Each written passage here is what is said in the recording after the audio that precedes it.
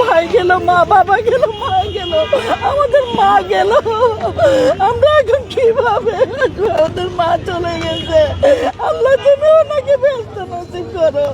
এই শেখ হাসিনাকে তোমরা সবাই জনগণ, বাংলাদেশের জনগণ, 18 কোটি জনগণ যেন শেখ হাসিনাকে এনে ফাঁসি দেয়। আমাদের মা এভাবে চলে যাবে। আমাদের মায়ের সব বিষক্রিয়া দিয়ে ওনাকে হত্যা করেছে। আমাদের মা ভালো ছিল, শক্তভাবে উনি হেঁটে হেঁটে জেলখানায় গেছে।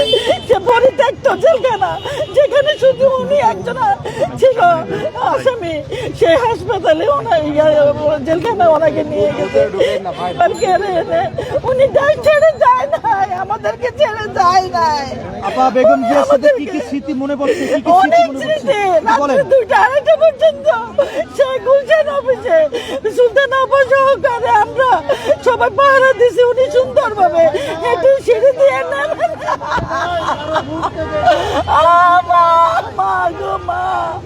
আমার স্বামী মারা গেছে 7 তারিখে, আজকে আমার মা চলে গেল। এত কষ্ট কিভাবে সহ্য করবো? বেগম খালেদা জিয়ার সাথে অনেক স্মৃতি। ওনার মতো নেত্রী পৃথিবীতে নাই, হবে না, হবে না, হবে না। যিনি নাকি আমাদেরকে ছেড়ে যায় নাই, যিনি দেশ ছেড়ে যায় নাই, যিনি ওনার সন্তানকে দেখতে চায় নাই। এই ভালো চিকিৎসার জন্য আমরা অনেক আন্দোলন করেছি। এই স্বৈরাচার শেখ হাসিনা তাকে দেয় নাই ভালো চিকিৎসা করতে। আমরা জনগণরা ওর বিচার চাই, ওর বিচার চাই।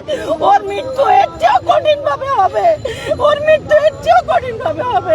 বিদেশে চিকিৎসা দিতে যায় না, বিদেশে চিকিৎসা দেওয়ার জন্য তাকে যেতে দেওয়া হয়নি। ওনাকে দেওয়া হয় নাই, ওনাকে দেওয়া হয় নাই চিকিৎসা দিতে, ওনাকে দেওয়া হয় নাই।